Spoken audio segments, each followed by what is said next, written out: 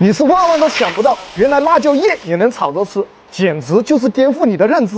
就只在这些尖尖啊，老的不要，吃的比较操口，而且这样修一修啊，辣椒也会长得更好一些。好，给它洗一洗，多洗几遍啊。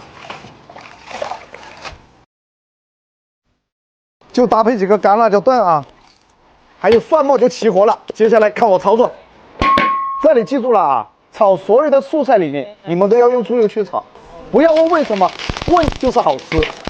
蒜末干辣椒，下辣椒叶，大火滑转滑转，调味就来点盐、味精，大火爆炒，炒匀了就可以出锅了。你们还别说啊，炒出来绿油油的，特别的有食欲哦。